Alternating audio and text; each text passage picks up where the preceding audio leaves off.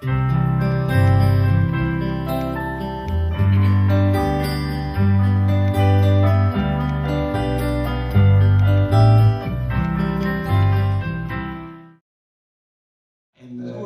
Beelse Cultuurprijs, dat is vanavond wel, dat is sowieso het onderwerp. En daar heb ik me natuurlijk weer een beetje vergalopeerd al op een jaar, toen we hem niet kregen. Ja, ze mogen altijd een grote bek. Ja. En een klein hartje. Ja, dat klopt ook. En een lintje van de koning. Nee, die heb ik niet.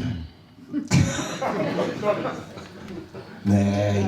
Want, wie kent er beter draaien? ik, maar even waarom dat Lindsay, dat hoorde ik dus van de week. Ja. Vroeger was het altijd zo dat als er een Lindsay kreeg en de donder stond, dan moest de familie het waarom sturen. Hè?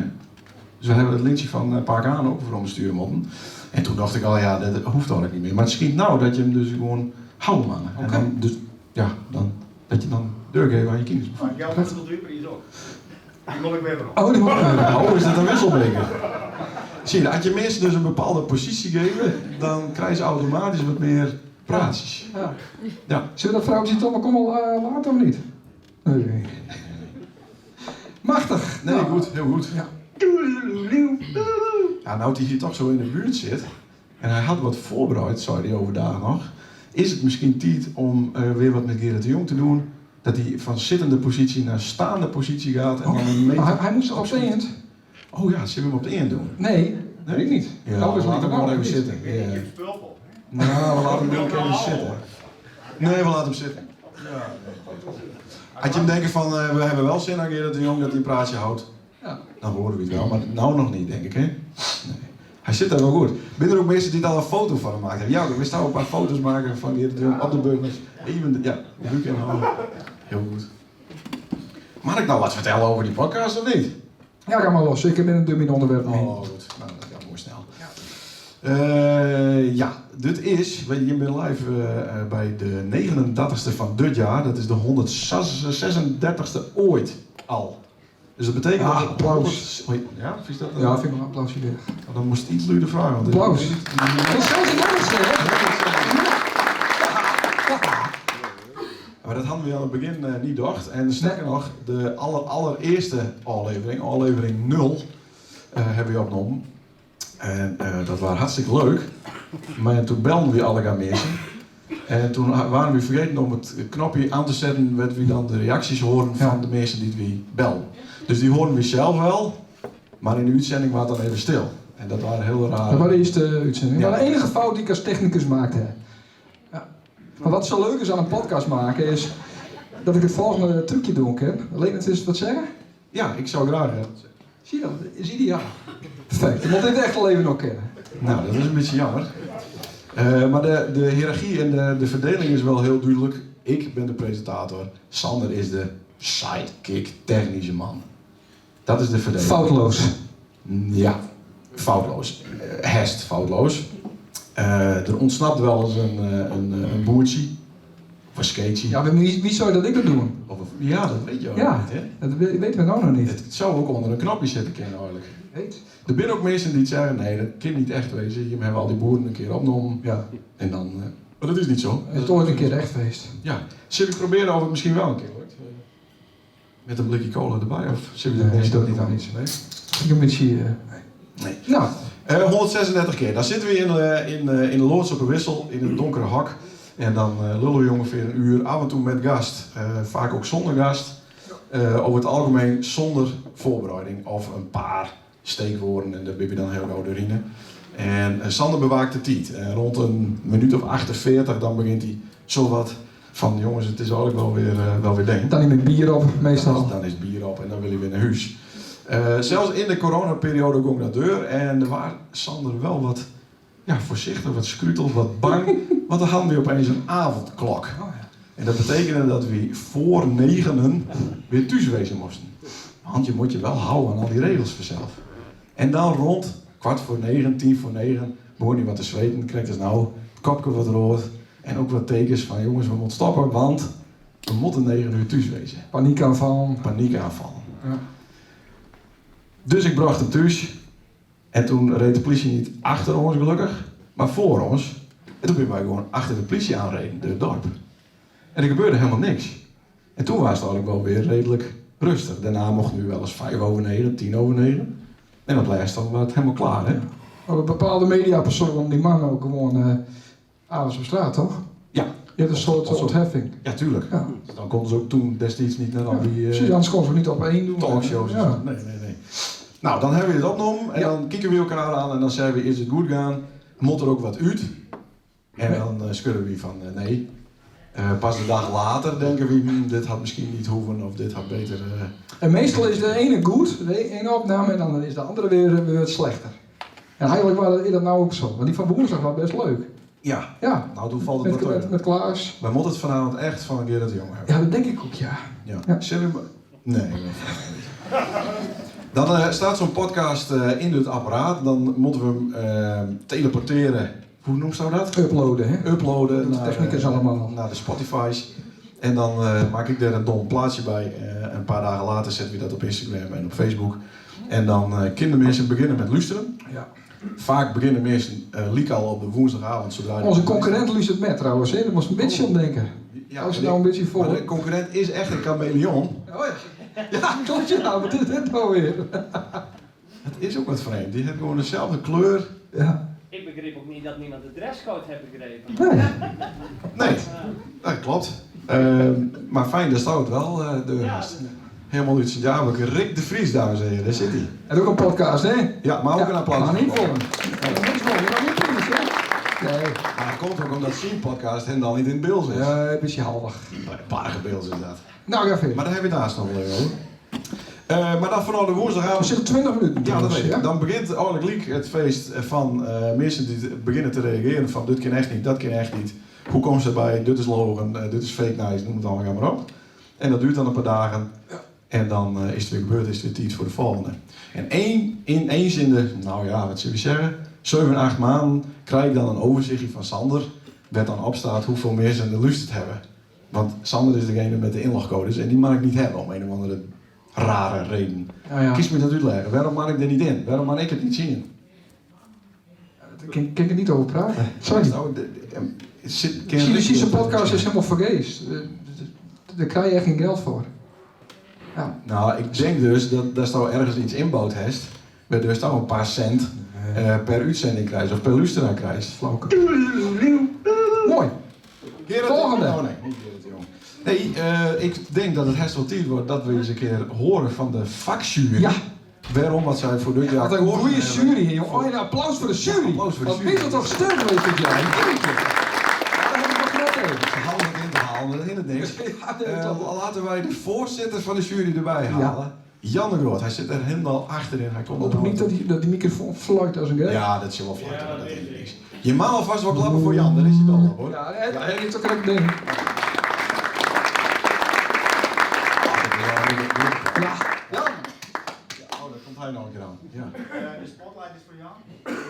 Nee, niks ervan. Ja, doe je. Nou, even dan. In de stoel zitten? Nee.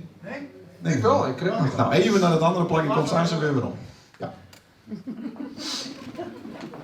Doet hij het? Ja? Ah, technicus, hè? Weer dat ik nou voor het voorlezen? Of Ja, het woord is aan die. Ja, of wou je de gymnastiekoefening doen? Of wat, Ja, ik bedoel van, we willen de vakjury in de voren hebben, best. Maar dan zou je niet dat ik direct al beginnen moet. Er moest direct beginnen, Jan. Ik ben autistie wat dat betreft. Hè. Nou, niet alleen wat dat betreft. Ik kan alles hebben, dat ben ik niet dus. Maar... Goeie Alga. Zoals de vaste bezoekers van de uitreiking won binnen, begin ik altijd met het noemen van de juryleden. Dat binnen Duke Althuis, Hendrik Elings, Theo de Groot, Jouke Kees Hielstra en Deuze vindt. Tenminste, deze samenstelling zou. Maar omdat de toneelvereniging van Oude Ziel nomineerd worden, kon er 3 niet jureren en bestond jury dit jaar uit noemde Hendrik en Jan en daarnaast Simone Dijkstra, volgend jaar daarna je juryvoorzitter en Marianne de Jong. Nou, wie daar zo de jury hebben, het bestuur van Beels Eigenen wil de jury om de zoveel jaar verforsen. Aanzijt om een zoveel jaar andere juryleden. Wij zoeken voor elk jaar daarom een stuk of 3 à 4 nieuwe juryleden. Die gaat 1 van dit wel wat toe. Geef dat dan even deur aan mij. Van dit plak af wil ik Joeke, Jouke Kees en Thea ook zo bedanken voor haar inzet. Aan zover de huishoudelijke mededeling. We gaan het zelfs nog hebben over Nacht even Beels. Nacht even Beels. De eerste en beste Beeldse podcast, dacht ik zo. Sander Christ alleen het Nauta begon in april 2020 met deze podcast. Alle weken een uur praten, waaronder oude hoeren. Vaak te gaar, maar ook gauw eens met een gast erbij. In het Beeldse praten over van alles en nog wat. Bijvoorbeeld over wat er allegaar op het beeld afspeelt. Gauw is dat voor hip maar de creëerste vrouw op het beeld is. Maar soms gaat het ook werkelijk helemaal nergens over. Onderschat dat niet. Dat is ook een kunst. Of ik een voorbeeld heb? Ja. Waarom mensen vaak te veel butter aan een mes hebben en het te veel weer waarom in een kupje doen. Daar kun je er een heel hut over praten. Dat er mensen waren die bezwaar maakten dat de prijs evenbeelds naar evenbeelds gaan is, nacht evenbeelds, is logisch. Het is ook, wat een kutprogramma. Krap je dus een deur. Kijk, als er een wint, waar is die snel nog, hè? Dan ben er altijd voor en tegenstanders. Zou dat niet zo wezen, dan zou een prijs, in dit geval de Beeldse Cultuurprijs, om het niet leven. Maar zal ik je wat vertellen? Wij, als jury, binnen zo eigen wezen om te stellen dat de meesten zeker wel met nacht evenbeelds als we in het leven kennen. Ja wist, met die denk je wel eens van, wat hebben we uitgehaald om hun die prijs te geven? Ze hadden toch zelfs dat berekend, tenminste, dat zul je vast zeggen. Maar ja heren, als de Beeldse Cultuurprijs in Hest al die programma's aan de andere komt, dan weten we wel beter. Maar goed, Sandert en Leendert hebben hun zin gekregen. Godverdomme. Sorry, maar ze gongen het er wel vaak en toe. Ze vloeken en boeren betieren graf. Hun vrouw noemen ze altijd wief. Maar om misverstand voor te nemen, dat is zo beelds en gewoon als wat, maar het hoort al graf. Sommigen vinden het in een uitzending wel eens over de grens gaan. Willen ze andere soks weer vreten als appelsmots. Er zijn dus een prot reden om hun de prijs niet te geven. Vloeken, boeren, praten met een mond vol. Dat ze rites hebben dat ze ene week er al en de andere week niet binnen. Vaak omdat Sander dan weer eens niet bij de tiert is. Of dat Leendert weer eens de hit onder de poorten wordt. En naar Frankrijk aanbelandt op Drenthe vlucht. Goed, we gaan naar het studiораpport. Ik wil eerst noemen dat ik de veel tekst gebruikt heb van de nominatie die Gerard de Jong vorig jaar instuurd heeft wat betreft het nomineren. Daarom alles op een ei uitvinden, wil eens Jezus en één dat zo mooi beschreven heeft. Daarvoor wil ik, dan mag de Jong van de Jong dankbaar wezen, Gerard ook zo bedanken. Het studierapport. Een soort podcast beginnen met veel bombardie, maar knippen eraan handjevol uitsturings, stilletjes weer tussenuit.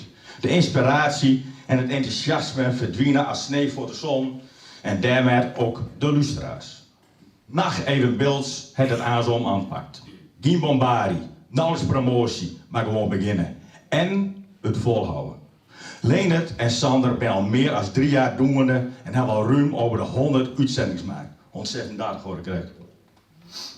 De fleurige chaos in het programma kan mensen op de verkeerde poort zetten, maar een podcast volhouden vraagt toewijding, passie, creativiteit en doorzettingsvermogen.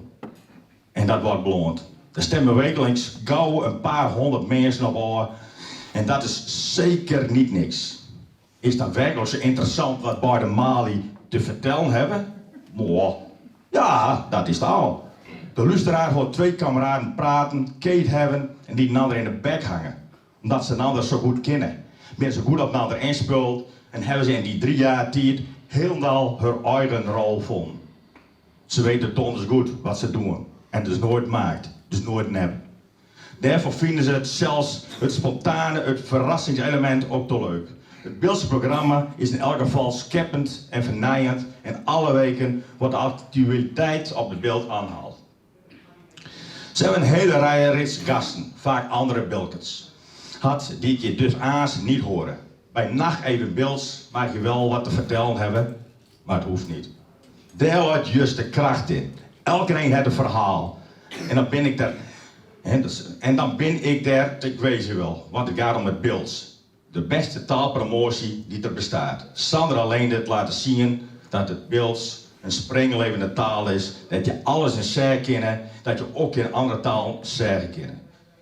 Dat je in beelds over muziek, over problemen thuis, over de toestand in de wereld of op het beeld praten kennen. Of over helemaal niks dus. Dat klinkt als een open deur, maar verzin hem niet. Week in, week uit, een uur beeld luisteren kennen, serieus en met humor. Zie laten dat dit normaal is, dat we hier allemaal gewoon beelds praten kunnen. Een grotere dienst kan een kleine taal als het beeld niet bewijzen. Vooral niet omdat een podcast een doelgroep aantrekt dat breder is als kranten, nice-sites of radio die hetzelfde proberen. Een jongere doelgroep die te vaker verbreekt en Nederlands praat in het sociaal verkeer.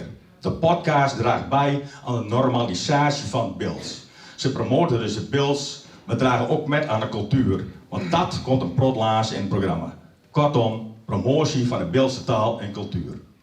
De Beeldse podcast Nacht Even Beelds is zoveel meer als de oude hoer.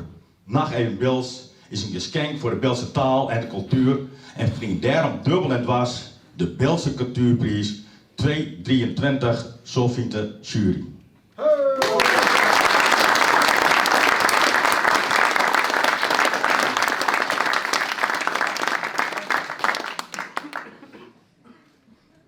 Ja, Jan, bedankt. Ja, dan maar nou weer naar die plakje erom. Ja, Nou moet Jan lessen. dat was het. Ja, Zo, Jan, daar ben je even stil van, hè? ja. Dat ook niet, maar... Nee, dat kan wel verwacht. Ja, het klopt ook al elkaar. Ja, Rick. Nee, ook zo bedankt Jan de Groot en de rest van de jury. En had je nu een roep voelen om aankomend jaar met te doen, wat ik zeker weet te doen stil. Ik wil wel in die jury natuurlijk. Of kun je jezelf niet nomineren en dan op jezelf stemmen in de jury, Jan? Even. Alles. Ja. Wie weet. Dan geloof ik dat er ook nog een officieel oorkonde bij zit. En die looit hier ergens, geloof ik. En die krijgen we van niemand minder als Sjoerd Knol. Deputeerde van de provincie Friesland. Kom erbij. En dat mag ook wel even voor klappen. Dan zie je toch dat het een belangrijke persoon komt altijd via de achterdeur. Hij is hier door de gang, door de keuken, de artiesteningang, wist je komt. Ja. Maar hartstikke welkom. In het Fries, denk ik. Nee, voor deze keer in het Beelds. En ik denk dat dat iets minder vloeiend gaat dan Jan de Groot het deen heeft. Maar we gaan het proberen. Ja. Goedenavond, beste mensen. Goedenavond, Leendert en Sander. Vorig jaar stond je nog vastplakt op Zwarte Haan. Desillusioneerd dat Jan de Vries, en even is hij een Fries, nou dat maakt nog maar even hè, de van deur gaan was met de Beeldse Cultuurprijs. En nu staan we hier, en dat is in elk geval een stuk warmer. En het is gelukt. Maar daar later over meer, want als deputeerde ben ik tegenwoordig ook van het serieuze werk. En ik hoef je hem niet te vertellen, maar met het Beelds kom je een heel eind. Zelfs mijn bestuursadviseur zei vorige week dat hij het Beelds goed lezen en begrijpen kan. En hij komt uit Meppel. Voor de rest gaat het goed met hem, maar hij komt van Meppel. En dat klopt ook. Met het Fries kom je aan de ene kant aan Drenthe en aan de andere kant krijgt de Oosterdiek over. En met het Beelds red je het aan Parijs. En het stimuleren van het Beelds is daarbij ook zo belangrijk. Ook onder de jongelui. In de recent verschenen provinciale streektalenatlas blijkt dat Friese jongelui weinig de eigen streektaal praten. Boven de 35 jaar, dan stijgt dat percentage. En het Beeldse taal doet het evenwel heel goed. Zo'n 6000 mensen in de streek het Beeld, her 70% praat Beelds. En de podcast Nacht Even Beelds draagt eraan bij. Draagt juist bij aan het bevorderen van de taal onder de jongelui. En het is de podcastmakers in een paar jaar tijd lukt, krijgt die groep aan het te binnen. En zodat elke week het Beelds onder de aandacht te brengen. Want wij kunnen, liek als de provincie en ook Gerard vanuit de gemeente, beleidsnota's maken over hoe wij de taal bevorderen willen. Maar wij kunnen ook een taalcampagne uitstralen over de regio. En dat is allemaal heel belangrijk en dat moeten we ook doen blijven. Maar uiteindelijk is het allerbeste dat wij gewoon met de taal praten. En daarmee wil ik maar benadrukken dat er geen betere reclame voor de streektaal is door hem gewoon te gebruiken. En dat is waar deze podcast een heel belangrijke rol in vervult. En het verdient de prijs dat je met een podcast van deze omvang en impact de Beeldse taal en cultuur zult bevorderen. Met honderden luisteraars, jong en oud, week in week uit naar uitkijken. En dat is taalpromotie op zijn best. En dat ik de prijs uitreiken mag is mooi, want wie weet waar dat toe leiden kan. Van het zomer heb ik als deputeer een kleine promotieactie gevoerd voor Joost Klein. Nou, we weten allemaal wat dat de resultaat heeft deze week. En je weet het vanzelf niet. Maar wie weet leidt er een nominatie voor de NTR Podcastprijs of een prestigieuze onderscoring als de Zilveren Nipskoff-prijs op een loer.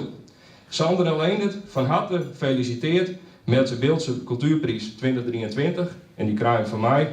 En Gerard, die zal mij even helpen. En het komt je hem toe.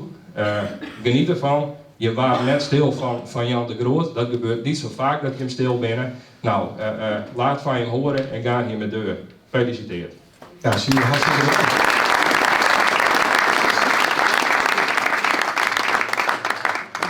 Zo is het.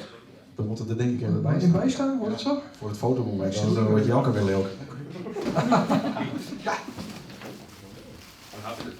Dankjewel. Dankjewel. Er zijn 3. Dat is wat apart. Tim! Ja! Als bedankje voor dat ik in die heerlijke stoel zitten mocht. Alsjeblieft, jong. Kijk op de tuut. Kijk op een deur. Gefeliciteerd. Hoe heb je de ervaring met? Ja, zo.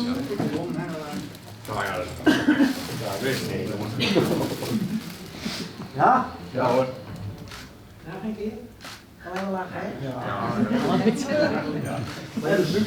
Ben er nog meer mensen die met ons op een foto willen?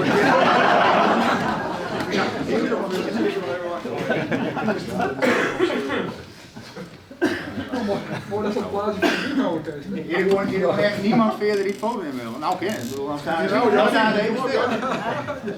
Ik zou het doen. Dit komt nooit weg hoor. Oh, nee. Dat jaar niet. Ja, heel bedankt hè. Een stuk behang wezen hè. Ja.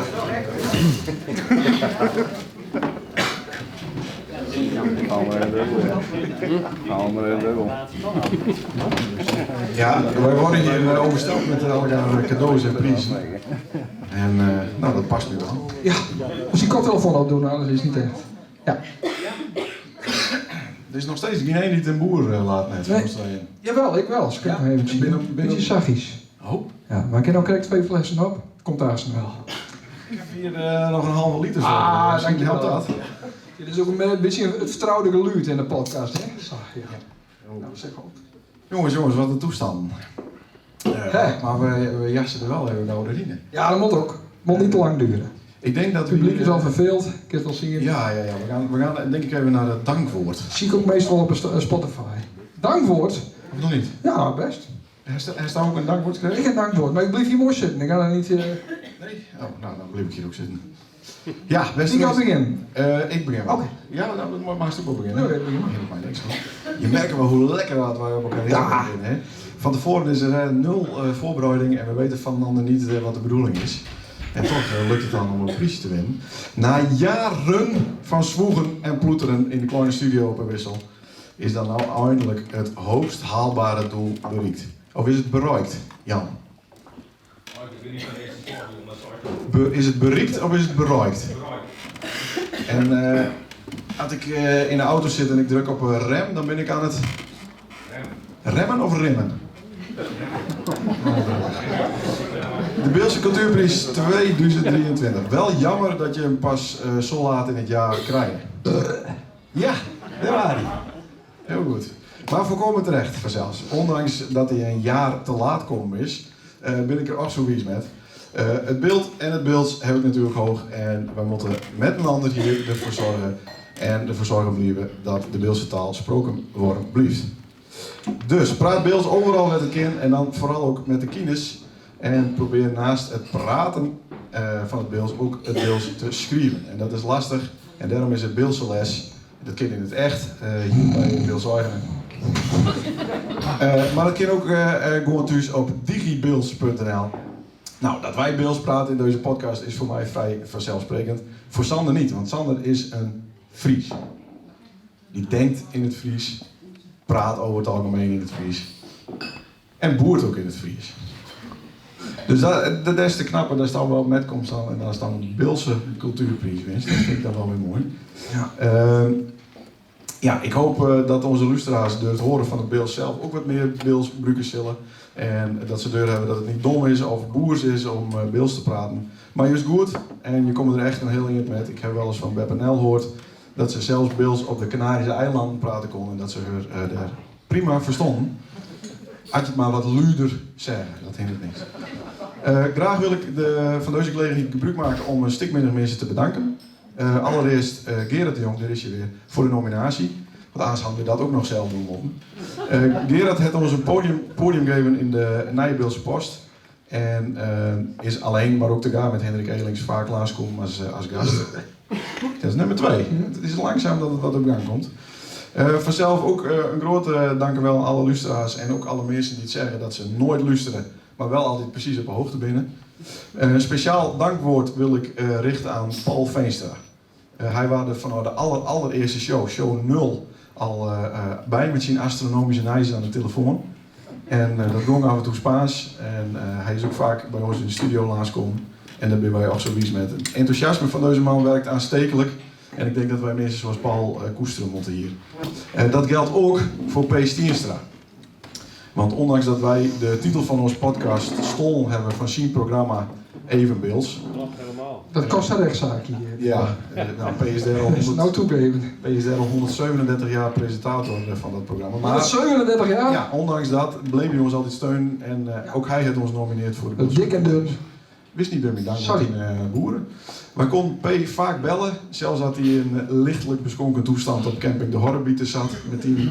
En dat ben een fantastische gesprek. Dat zou ik niet zeggen. Ook wil ik mijn 2 broers, Janko Christ en Jeroen Christ, bedanken. Die ben ik enorm veel dank verschuldigd voor hun metwerking, hun tips, hun kritieken en meestal goed bedoelde adviezen. We leren echt een hoop, vooral van Janko. Die vertelde ons dat we duidelijker vertellen moeten waar het over gaat. Wie is, waarom wij iets van diegene weten willen. En noem het al elkaar op.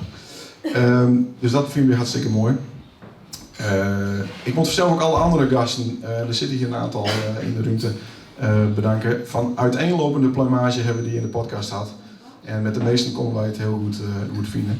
De meesten zeiden ook direct ja toen ik hun vroeg om Del te komen. En een aantal zelfs meerdere keren, zoals ook Siebe Knol.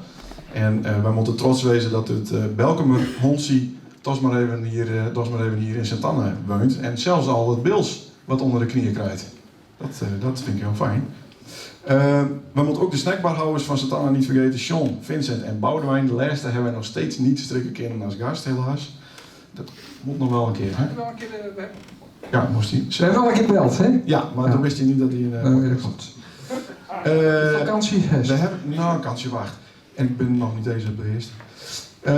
Ik mag wel zeggen, de vakjury van de Beelse Cultuurprijs moet nog een keer bedankt worden. Al zei Edwin de Groot van de week van, nou ja, het was niet zo lastig dit jaar. Heel apart dat hij dat vond. Ik denk dat Edwin zelf ook eens een keer aan de beurt is. Dan wil ik graag een groot applaus voor de vrijwilligers en het bestuur van Beelse Eigenaar bij deze. Ja, tot dan. Deze mensen zetten zich vrijwillig in voor de Beelse historie, taal en cultuur en doen dat vol overgave. En we hebben met z'n allen een druk maar vruchtbaar jaar gehad. En ik ben er trots op dat de boel zo lekker broest momenteel.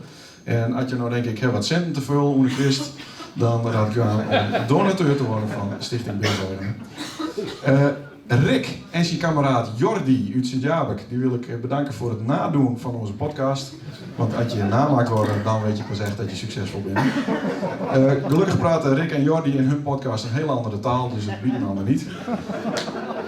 De gemeente Waddenhoek krijgt maandag een hele stevige rekening, want dat wordt je laat vanavond. Dus die wil ik bij deze ook alvast maar bedanken. Met name het contact met wethouder Jan Dijkstra is heel goed, toch Sander? Ja, dat hockey staat er. Deels. Dat is leuk. Ook wil ik... Het wie van Sander. Oh, daar is het. Die wil ik ook bedanken. Anne Koopman voor het sturen van alle gekke info over Sander. Zodat ik hem weer met de maat nemen kon. Anne stuurt af en toe ook wat gekke foto's van Sander.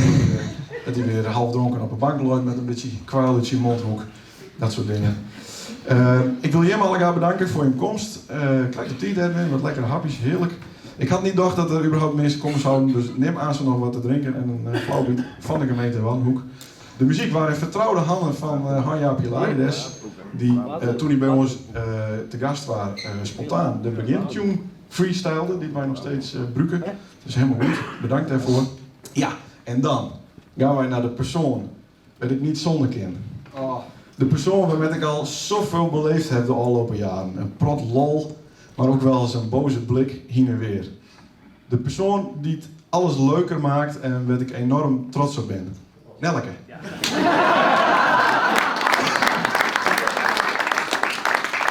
Want door de vrijheid die Stam mij geeft, kan ik dit en nog veel meer alle onzin die ik al eruit haal doen.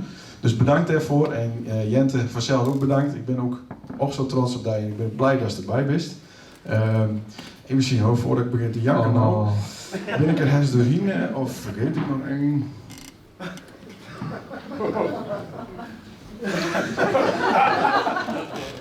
Ja, mijn op één na beste maat, Sander Christ. Niks is te gek en alles is te gek. Al is hij de laatste tijd wel wat een linkse woke nerd aan het worden met zijn kuthok en zijn degelijke caravan. Maar goed, zonder die kent het allemaal niet. En die humor is soms geniaal, meestal matig. Maar Sander plus Leendert is altijd correct over de ratie, tranen lachen en in de broek mieren. En mensen opstoken, nou dat kennen wij tegaar als de beste. En daarom worden wij ook nooit weer tegaar uitgenodigd op een jarig feestje. En we krijgen er nog een prijs voor ook. Nou hebben we hem echt, nou kun je het zeggen, we hebben er een prijs voor gekregen. De zin nog niet binnen, hè? Nee, nou goed, dat komt wel goed. En morgenavond staan we weer voor duizenden mensen onze muziek te draaien als, niet als Crazy Dicks, hè? Nee, we zijn cancelled. Ja, we zijn cancelled. Maar Sander, bedankt. Wist je ook een tuut? Ja, nog een tuut van hem. Oh, dankjewel jongen. Ja, bedankt. Dat was het al. Ja, dat waren we al. Dat moet toch snel, of niet? 45 minuten 57. Nou, hij doet. Is dat ook een dankwoord? Ik heb een iets andere insteek. Ja. Nou, Sorry. hè? Jong. Zo, dan hebben we het serieuzer wat gehad. Oh, gelukkig. Ja. Maar ik nou dat door die boeren? Ja, dat is ook prima. Oké. Speech. Lekker boven staan. Heel goed. Ja. 20 hier, Crazy Dicks. Mooi verskaten, Beeldse kermishits. 10 hier, voorzitter, bestuur, Beeld Songfestival. 8 hier, secretaris, stichting, Lavend Chemet. En no haast, 4 hier, presentator en technicus van de Beeldse podcast. En eindelijk is het Safir. Beste meesken, beste jury. Ik ben tierengrutsk dat ik deze prijs bij de mijn maat in de ontvangst nemen mag. Als echte bilker ben ik Benny Ljouwens en grutbracht terug is huid mem uit Oudeborn. Als een echte bilker denk ik in het Friesk en voed ik mijn band freestylig op. Als echte bilker ben ik sneuntje smoor van de Sonnema Berenburg en versoep ik de kater maar het bier van uw huid. Als een echte bilker steen ik winters op een redens en riet ik simmers op een motor de Alverstedentocht. Als een echte bilker had ik een hekel aan de klooi, de kille, donkere, zwarte, uitgestrekte lichters, de suterige huizen. Als een echte bilker mier ik in het bad van de Beeldse slag. Schiet ik op een beeldhel en spaai ik in een beeldslokje. En ik zou als een bakstien zakken van Beeldse les. Maar, Beeldse Eugenen, beste jury van de Beeldse Cultuurprijs. Terugin steen ik nou op. Dezelfde hichte als Pees Dienstra en Alfred Minema. En strielt mijn het als een pompenblad. En wordt het liedste stukje budget landskip, maar je kille inwoners stap voor stap per uitreiking van de Beeldse Cultuurprijs een beter plakje in uw mooie Friesland. Dank u wel.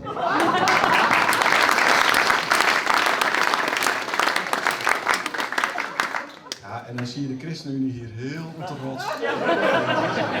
Dat had ik goed doen, hoor. Nee, Janko. Ja, dat is weer leuk. Dat is weer leuk. We hebben ook nog een gast vanavond. Want we doen natuurlijk correct alsof dit een podcast is. En in de podcast Nacht Even Beels hebben we nog wel eens een gast. En ik wil onze gast introduceren, Alice de Jager. Maar stel je kant uitkomen. Even een applaus.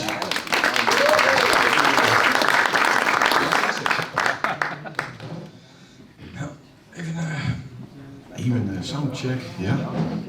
Wist ook even iets roepen in de microfoon. Een test of zo. Even roep maar even test. Oh joh. Test? Ja, Mag ze de boel laten? Ja. 1, 2, 3. Ja, ja. Keurig. Ja, Alice, dan bist hier natuurlijk met een reden. Wij willen het graag even hebben over de opstap in Sint-Jabek. Dat klopt. Ja, dat wist je al, hè? Ja, daar ben ik werkzaam. Dat wist al werkzaam. Dat moest goed in de microfoon, dan kan iedereen die horen en dan kan je de luisteraars van deze podcast ook alles goed verstaan. Kun je daar iets meer vertellen over wat je daar doet? Het is in de oude openbare school in Sint-Jabek. Ja, dat klopt inderdaad. Het is welzijnswerk. Welzijnswerk? Ja. Oké. Voor mensen met een afstand tot de arbeidsmarkt, maar ook voor mensen die het eenzaam zijn, mensen die een klein netwerk hebben. En moet dat per se mensen wezen hier uit het beeld? Of mag mensen ook wat verder voor te wonen? Of is het alleen voor mensen in Sint-Jabek? Hoe moet je dat zien? Nee, het is ook voor iedereen. Ja. Ja, voor iedereen. En hoofdzakelijk wel voormalig beeld, maar Ja. tegenwoordig komen mensen die tuinen, jameren. Oké. En wat kunnen die mensen bij je doen? Ja, helemaal niks. We zitten hier al uit te hoesten. En jij mag allemaal ook. Ja, dat helemaal niks. Nou, we organiseren meerdere activiteiten. We hebben elke ochtend van 9 tot half 12 hebben we een sociale huiskamer. Die mensen een bak koffie drinken. Peukje roken? Ja, dat maar ze buiten doen inderdaad, ja. als ze dat willen.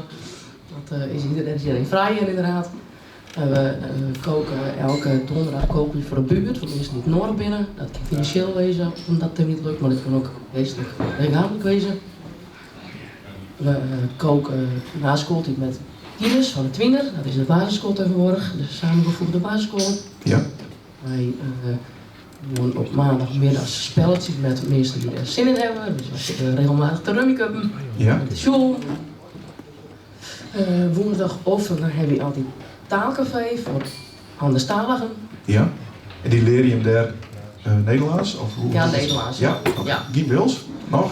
Nou ja, als ze daar op een gegeven moment aan toe binnen, dan is dat natuurlijk op zich heel mooi, maar in eerste instantie is het toch wel Nederlands inderdaad. Ja.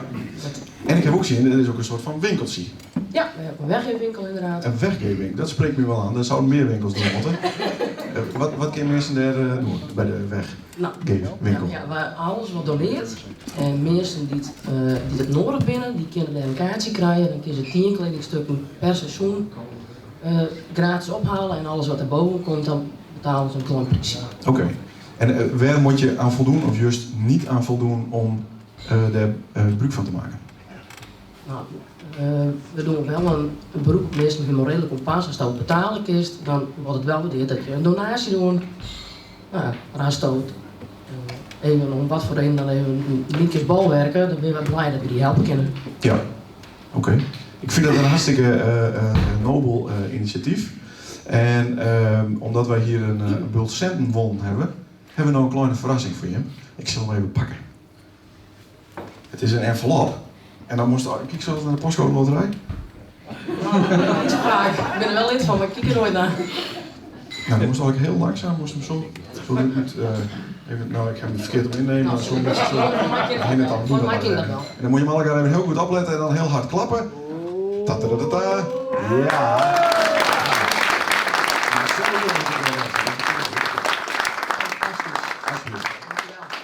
De centen branden ons, maar vooral in de bus. Ja.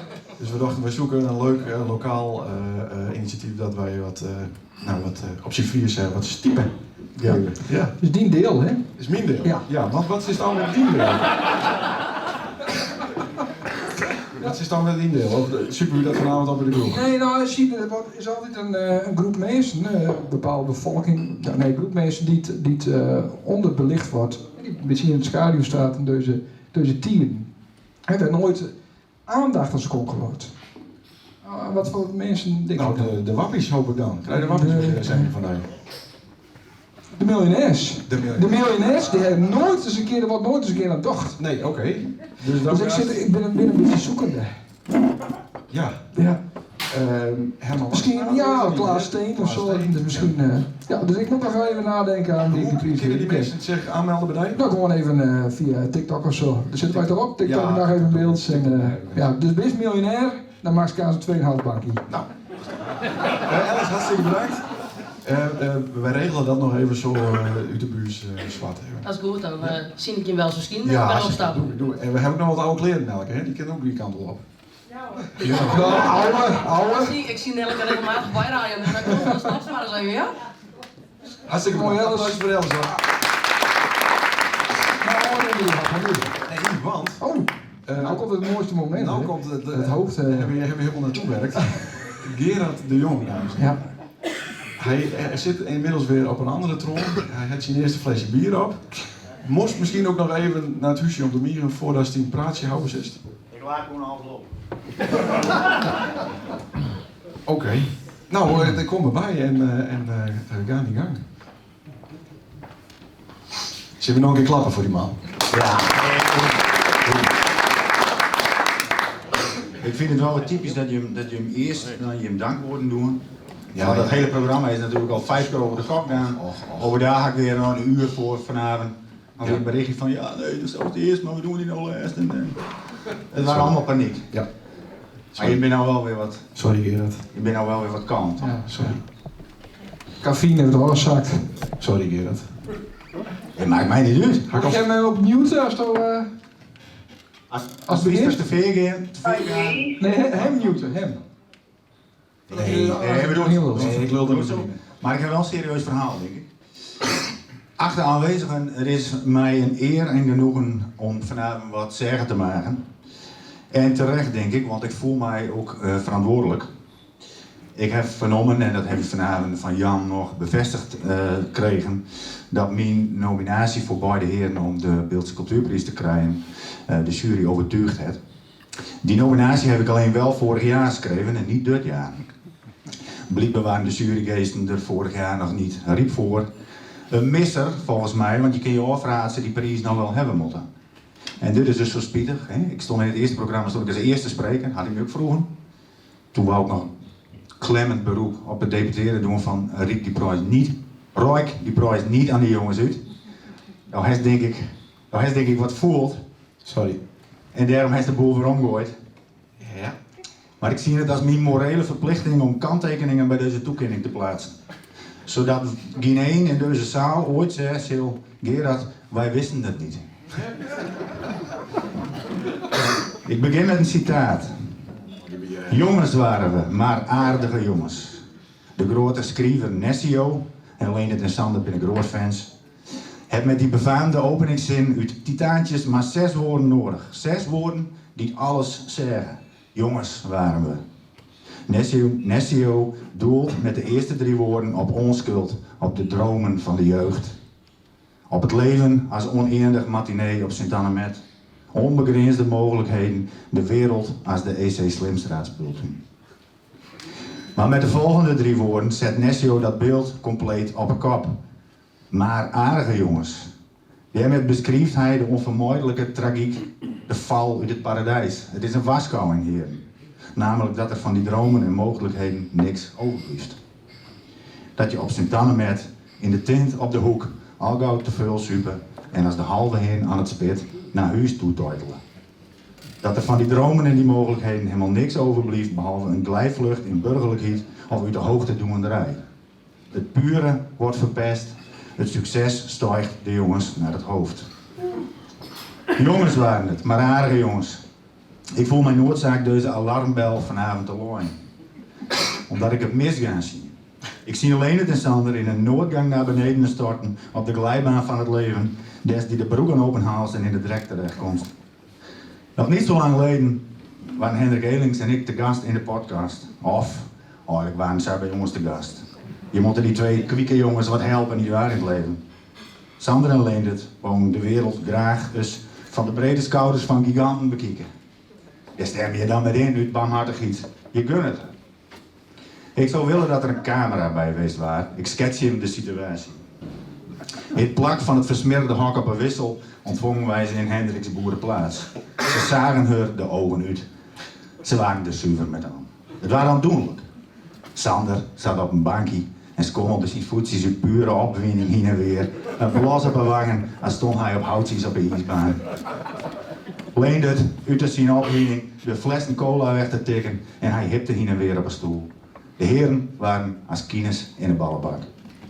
Ze hebben er een avond beleefd die ze aanst nooit beleefd hebben zouden. De wereld was mooi, de jonkies piesterig en opwonden als jonge varkensjes met krulstutjes. Achteraf beschouwd had ik het doel al zien moeten. Want ze begonnen haar wat te veel op hun gemak te voelen. Ze maakten haar wat te veel thuis. De eerste scheurtjes in hun onderlinge band worden zichtbaar. Leendert maakte Sander uit voor loonslaaf, die dan het infuus van het grootkapitaal lag. Sander noemde Leendert een wappie en een complotgekkie. En beide hadden ze heel nog gelijk. Maar dat waren wij niet van hun win. Er zat een gramietige zucht naar herkenning zat erin, een baldadige arrogantie. Had ik het doen maar zien. Ik citeer even uit mijn nominatie van verleden jaar. Laat het feit dat ze er zelfs opzichtig naar zitten te hengelen, je hem niet op een dwaalspoor brengen. Ik meen dat beide heren er zelfs een beetje schamen zouden dat ze de Beeldse Cultuurprijs winnen zouden. Wij, voordat de boer in de vloek. Het is geen valse bescheidenheid. Ik geloof werkelijk dat ze ondanks de grootspraak hoogst verrast wezen zouden. Maar de Beeldse podcast is toch veel meer dan de oude hoer. Nog even Beelds is taalpromotie van de zuiverste soort. Een geschenk voor het Beelds en verdient daarom dubbel en dwars de Beeldse Cultuurprijs 2022. Fast forward naar 2 november last leden. 2 november op ons kalender, maar 9/11 voor de podcast. Zo om 1 heen overdaas slingerden de jongens hun nijste aflevering de lucht in. Wij hoorden Jan de Groot, die meddeelde dat ze de Beeldse Cultuurprijs 2023 gewonnen hadden. Uitzinnig waren ze. Ik denk dat het gelijk de slechtste aflevering aan nou toe was. En dat zei wel. Het was de doodstoot en nekslag. Het was gênant om naar te luisteren. Het is er beste aanwezigen daarna niet beter op worden. De roem is er naar het hoofdstadion. De Photoshop-plaatsjes die online komen altijd binnen één professioneel en gelikt. Er staat zelfs op bekroond met de Beeldse Cultuurprijs 2023. Ze praten tegenwoordig over de erkenning die ze krijgen. Erkenning. Ik ken het woord wel. Ik hoor het wel 100 keer per aflevering zeggen. Ze vinden nog dat ze het verdienen. De arrogantie die past hun min. En zo kennen wij ze helemaal niet. Ze kennen het succes niet aan. Het is meer verloren in de roem als een kloed in het draait. En wij, de trouwe luisteraars, wij lijden eronder. Ineens moeten de grote meneren als gast komen, zoals Erwin Rutten. De gewone Beeldse gast is al niet meer goed genoeg. Ken je de uitdrukking jump the shark? Zou dat je wat? Nee, maar dan ga Jump ik the toch shark? vertellen wat het betekent. Dat ga ik je vertellen. Het komt uit de serie Happy Days. Dat heb ik vroeger nog gezien. Kim Happy Days nog met de Fonzie. Hey. Na 4 seizoenen worden het heel te gekker in die serie. Als er een aflevering kwam, werd Fonzie in korte broek en met zijn leren jasje aan op waterskis over een haai springt. Dat moment is legendarisch geworden omdat het zo over de top was, dat het precies het moment markeert dat de serie daarna compleet downhill ging. Ongeloofwaardig, lachwekkend. Het is een staande uitdrukking geworden. They jumped the shark. Ze zijn alle geloofwaardigheid bij ze kwijt. Dan zou ik Sander en Leendert graag in gymnastiekbroekje op waterskis in de blikvaart over een snoek springen zien willen. Maar dat betekent dan al dat het voorbij is. Weg momentum. De kritische grens is bereikt. Over en uit. Nou zou ik het hierbij laten kunnen. Maar daarvoor voel ik mij te veel verantwoordelijk. En ik moest flink graven om nog een lichtpuntje te vinden in deze duisternis. In de tranendal van verspild talent. In deze beerput van hoogmoed en ellende. Maar ik heb wat van. Op de toppen van hun creatieve succes mocht ik beide heren interviewen voor de Nijbeeldse Post. Fotografe Gea Kuken waren erbij. De jongens zaten in een muffe studio op een wissel, tussen de Snickers en de River Cola, en gingen naast elkaar zitten om te poseren voor een foto. En toen gebeurde er wat magisch. Leenderts rechterhand vond langzaam Sanders linkerhand. Eerst nog wat overtastend, wat onwennig, maar toen gaven ze haar er vol aan over. Teder verstringelden ze haar handen. Eendrachtig verbonden in hun missie. De liefde die spatte er van over en die drupt nou nacht van de muren in die opnamebunker. Het moment is vastgelegd door G.A. Kuken. Het lijkt alweer heel geleden, maar tegelijk is het correct als gebeuren het gusten. En ik wil niet geloven dat dat pure wat ik doe zien heb, dat dat helemaal fort is. Dat dat helemaal bedurven is. Dat de vlam van onschuld doofd is door het succes. Dat deze prijs hun de nek omdraait, zal ik weiger dat te accepteren. En daarom, beste aanwezigen, heb ik hem nou nodig. Leendert en Sander hebben hem nodig. De Beeldse taal heeft hem nodig. Het is ons plicht om deze jongens, om deze jongens hier te gaan staan. Ze binnen te kwetsbaar. Wij moeten ze met de wiebelende voetsies op een klooi houden aan zich over en uit.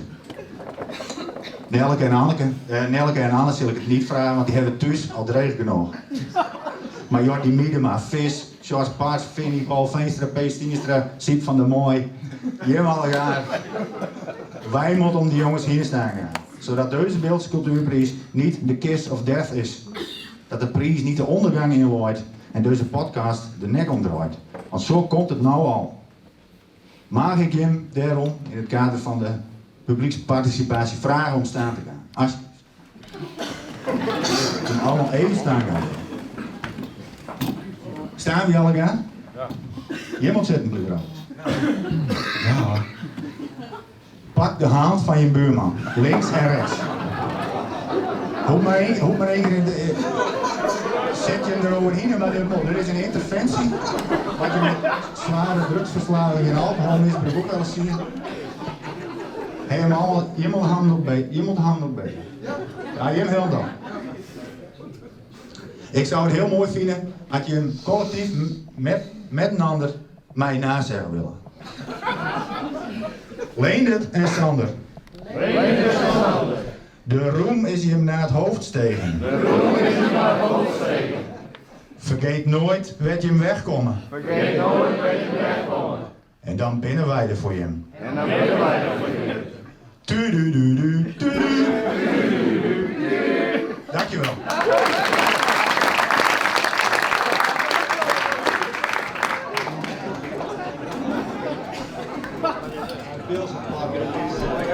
We hebben nog een klein cadeautje voor die Gerard. Deze een klein cadeautje. Wij vonden op zolder bij Beels Oyren nog een Beelse vlag. Een beetje verkleurd. Maar Santana.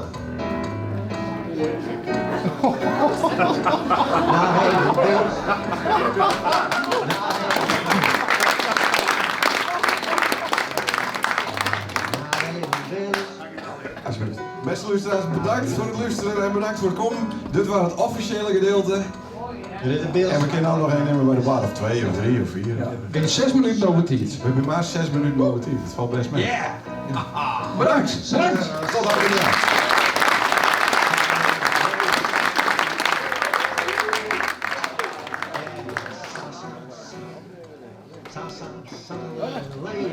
Tot na je week.